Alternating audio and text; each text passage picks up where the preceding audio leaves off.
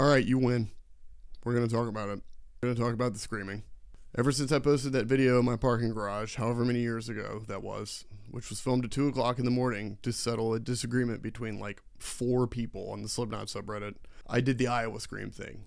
And then, funny enough, one day, which I think was months later, I was actually on my way to see Slipknot with my parents, of all people, and my phone starts going crazy. It's vibrating all the time. It's like fucking melting in my pocket with all the notifications.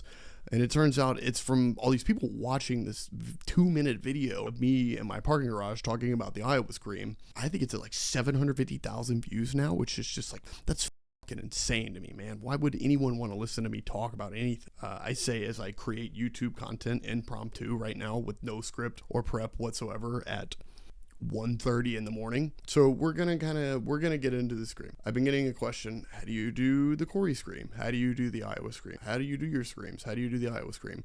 And more recently, people have actually been going out of their way to DM me specifically to ask me the question: how do you do the Iowa Scream? Yeah, so we're going to talk about it and just my vocals in general. So I just want to give you a bit of a background about how I got into this. The first CD I ever bought was actually a Linkin Park CD. It was the Live in Texas CD. I didn't know that the songs were recorded at a concert. I didn't know what the word live meant. I thought the album was called Live in Texas. I was like 10. So I bought that. I came from a background. My parents were into rock music. My mom was like into hair metal. My dad was into like Maiden and Rush, and then some of the stuff that my mom was into. So I had a pretty good musical foundation, but you know, pretty cool parents as far as like music tastes go.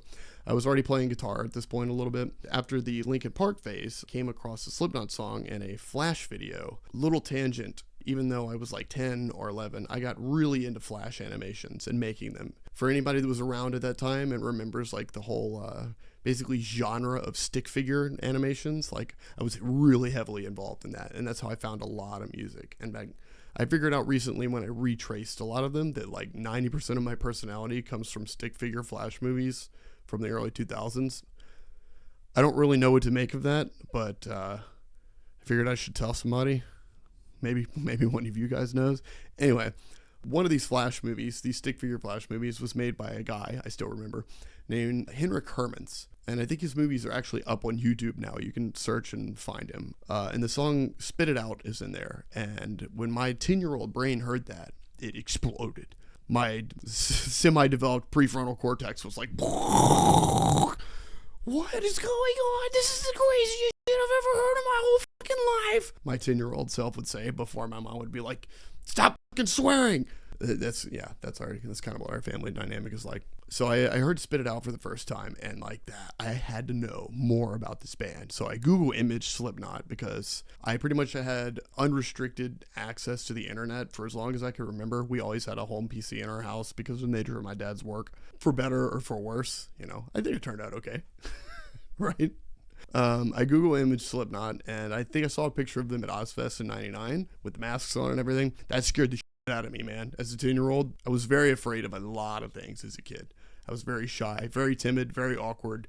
I got called ugly a lot. I was already weird. I was into weird stuff. I animated stick figures, and now I was going to take up this like super angry screaming music. That was definitely going to help make me more popular. Pro tip, kids. Listen to metal when you're 10 and get into really obscure, actually, I don't know, everybody seems to like the internet stuff now, and everyone seems to be into streaming and gaming. Like, whatever you get bullied over these days as a kid, just do more of that.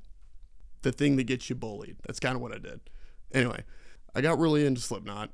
Obsessively so. I was one of those annoying Slipknot 10-year-olds, which I know is a lot of their audience. It's just a fact, guys. Don't get mad about it. Slipknot's audience skews young because of the nature of their music. There's no problem with admitting that. So I was so into this band that every time we didn't have to wear uniforms, because I went to a good Christian school, that I would wear the Slipknot t-shirts every opportunity that I got. And I talked about the band constantly, which was not helping me in my social standing whatsoever. I really wanted to know how Corey's voice sounded that way. So I would just go into my backyard after school. I grew up in South Louisiana. We have lots of open space in between houses sometimes because it's in bumfuck nowhere, or bumfuck Egypt, as we would often say. And I would just try to make the sound. As you may or may not have guessed, because I was 10, this would have been what you might call a prepubescent scream.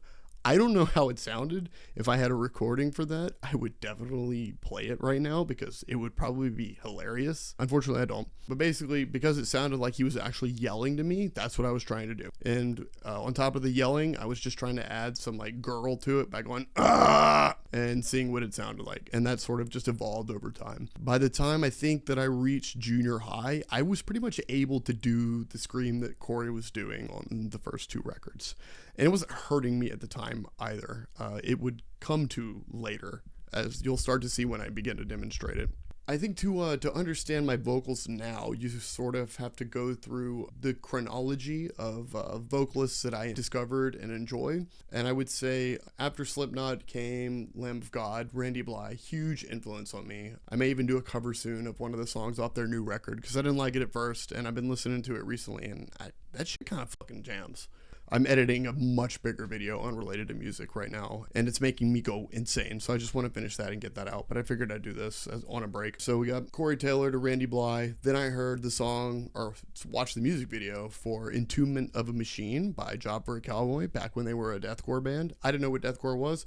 All I knew was that I was on MySpace and I was lit. I was so hyped watching this video, and the drummer like comes in from like 10 miles away to fucking hit that flam on the snare drum. So we got Johnny Davey from Job for a Cowboy. From there, I would say my primary influences would be Alex from Black Tongue, whom I mentioned in another video, Joe Bad from Fit For An Autopsy, because I'm obsessed with that band. But on the topic of Fit For An Autopsy, before Joe Bad, Nate Johnson was the vocalist on their first 2 records. And I will die on the hill that Hellbound, their second record, as far as straight deathcore goes, is the best deathcore record ever made. And there is no vocalist like Nate Johnson that sounds like him. And there hasn't been one since he left the scene. I think he was a vocalist in Deadwater Drowning at one point, which no one listening to this probably remembers. Maybe if you do, leave a comment and I'll feel better about my age. So we got Corey Taylor, Randy Blythe, Johnny Davey, Joe Bad, Nate Johnson, Alex from Black Tongue. And then I've just kind of picked up other things here and there. I can't do vocal fries at all. I really like a couple of Architects records. I'll let you guess which ones. I'm trying to learn right now, but I just can't do that style of vocal. It's not yet. I just haven't been able to. It's just so counterintuitive to what I do. Back to post-puberty me. I guess we'll just jump right into the Slipknot stuff. So this is like phase 1 of my scream, because I'm not counting the 10-year-old stuff. Doing the Corey Taylor thing. So basically the way that I do it, again, I'm not advocating that you do this. There are plenty of resources out there now explaining how to do vocals. Like Mark from Cardivox, fantastic teacher, has great videos about how to do vocals. Andy Chiswick, I'm not sure if that's how you say his last name. I'm seeing the spelling in my brain, and I think even that is fucking wrong. The vocalist for Monuments, he has separate videos for vocal fry and false chord. He does a great job explaining them, and it's very succinct, which is something I'm very terrible at, because as you may or may not be able to tell, it's difficult for me to be succinct, and I'm often needlessly verbose, if you can't tell, because I just said the phrase needlessly verbose for some reason. God, my ADD is so bad. There are other teachers out there, and I recommend that instead of listening to me right now, you just like go watch them instead and work on doing vocals that way. I feel comfortable with what I do now, but it very well may still be damaging my voice. And I will straight up admit to you that one of the reasons that I don't change it is because I just like the way that it sounds, and I like the fact that it sounds different from other vocalists. That may make me a complete fucking dumbass, but guess what? I already was one. So I'm just gonna keep doing it. Sure, I might try to expand my palette a little bit, but I like the way that I do vocals. It gives me a lot of volume, a lot of projection, and a lot of power. Like most people, and I'm not trying to suck my own dick here, are shocked at how fucking loud my vocals are. It starts with the Corey scream, which is similar to how a lot of people start explaining false chord, which is you imagine someone asking you to do something that you don't want to do, like take out the trash or do the dishes. For me, it's folding clothes. Folding clothes is the fucking worst. I've been in a car accident and they broke my spine. Folding clothes is worse. You heard it here first, dog. Anyway, imagine someone asking you to do something like make a vocal tutorial despite the fact that you're not a vocal coach and you don't know shit about fuck. And just groan like a so you'll feel a little grumbly. Little grumblies right here. Now, what they'll tell you in other videos is you need to learn how to push with your diaphragm. I think that's what everyone says. I ain't pushing no diaphragm. We're chest and we're throat. Chest and throat here, boys. It's all damage. So take the groan and start pushing that shit real hard.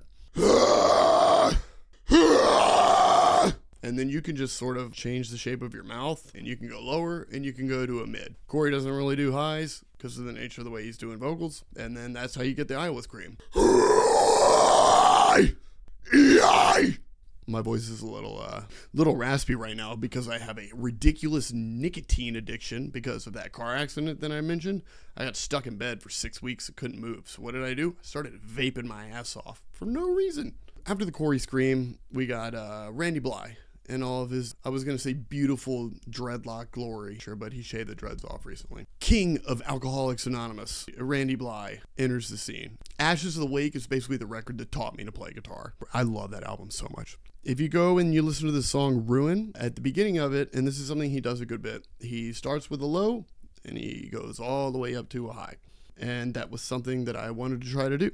And in order to do that and to sound like him, I actually had to change the way that I did my vocals a little bit. If you're much smarter than I am, maybe you've interacted with some of Melissa Cross's content where she teaches you how to not destroy your voice whenever you're doing metal vocals. And I think one of the things I've seen, the pen test, where you put a pen in your mouth like this, and you make sure the airflow is going over the top of the pen, and not going below the pen. Supposedly, if it's below, you're doing something wrong, you're gonna hurt yourself. By just trying to sound like Randy, I noticed that I was pushing air more up over the pen. They're up here. I wasn't feeling it nearly as much as here anymore. It became me trying to mimic that thing from Ruin, which is like, oh!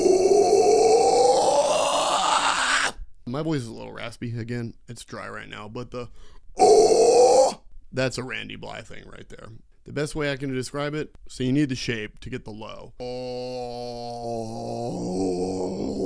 So I'm pushing with actually lower, and I'm forcing air out up way through here, and then just like adding a bit of distortion to it.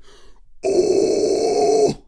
And that became my Lamb of God scream. If I was warmed up and my voice was a little more lubricated, I could do the highs for you. But I do highs a little bit differently depending on what I'm feeling. One of the ways that I do them is that I push my tongue to the front of my teeth, like this, which I think might kind of be like a tunnel throat, I'm told, which is something where you do that with your tongue and you use the air that's floating around in that space that it creates to create a specific kind of crazy noise that a lot of deathcore vocalists are doing lately. But it's like,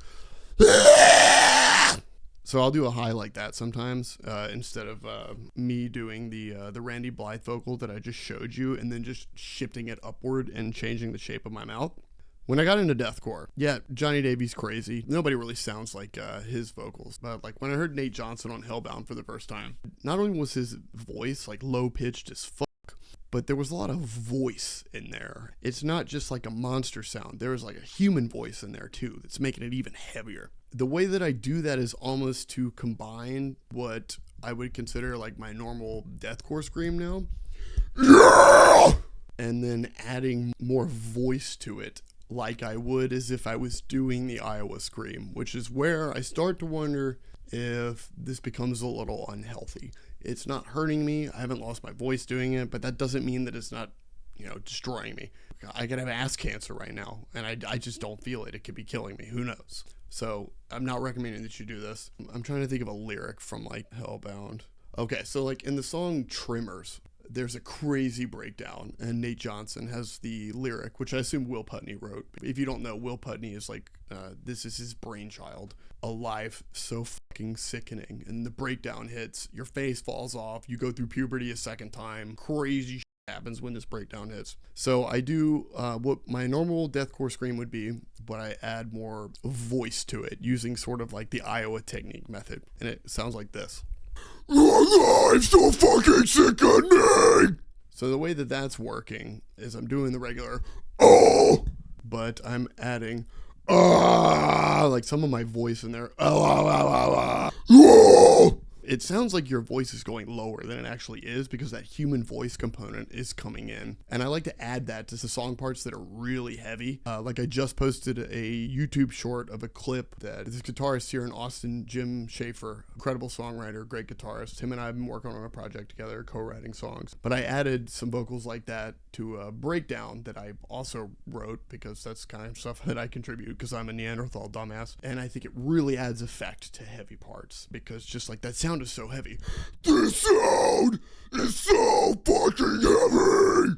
Moving forward from Nate Johnson a little bit, Alex from Black Tongue kind of sounds like that too. I don't know necessarily really what sort of techniques he's using, but his shit is crazy. Alex is where I first started doing the more toilet bowl noise things. There's a song at the end of their second record, I'm So Tired of Sighing, Please Lord Let It Be Night. I think that's the name. It's a long ass song title where he just does some crazy guttural vocals on the end of it. And there just happened to be a video of him somewhere explaining it. So he sort of like puckers his mouth, forces his tongue like against his teeth like that, but arches it a certain way. And then another way, he tilts his head to the side and he tries to like almost push air downward. Like he's trying to push it out of the side of his mouth or something. And it comes out like...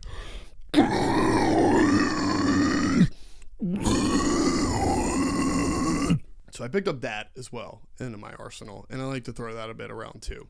As far as where I went from there, my vocals have been pretty steady from that point. So we have the Iowa Scream. We have my like Randy Blythe thing. Oh!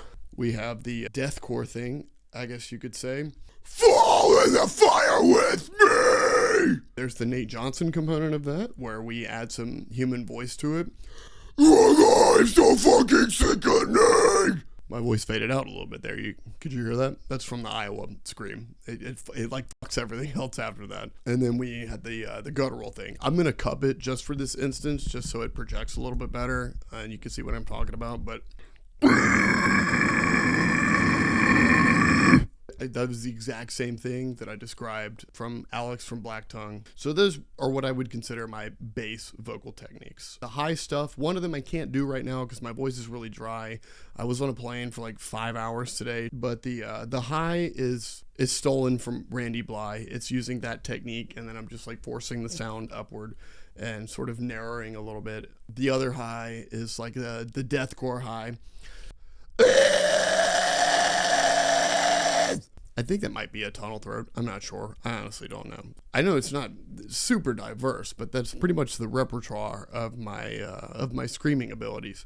The benefit to the way that I do vocals, assuming that they are different from everyone else's, is that I just get a lot of power. I'm just a huge fan of big volume, big projection, and heavy hitting lows and mids. I don't know how to do a vocal fry. Pretty sure I don't know how to do a false chord. How do you do the Iowa Scream? It all comes back to that. And again, it's all throat. It's all pushing from chest. Big breath in the chest. Not good. Feeling it a lot right here. Pushing as much volume as possible. I guess, fuck it, whatever to close this out. Yeah! Anyway, so for those of you that made it all the way through this video, I'm just going to hit you with a spoiler alert. I want to start talking about other things. I'm still going to be talking about music. There are certain issues that I just want to talk about. Mental health is a huge thing for me. Academically, professionally, I've had enormous mental health problems throughout my life, especially the last few years. There's just other things that I want to talk about. And one of the common threads with my channel, I think, is that I see information online that I don't think is correct. And I believe that I have information that at least at minimum brings it into doubt, if not outright disproves it. Some of the more drama heavy stuff, like with the Slipknot drummer things, there's not a lot of verifiable or like empirical evidence for that. So you just kind of have to rely on whoever, the anecdotes of people who claim to be closest to the situation, which even that is, can be doubtful. So it's just sort of up to us to piece things together and paint a picture.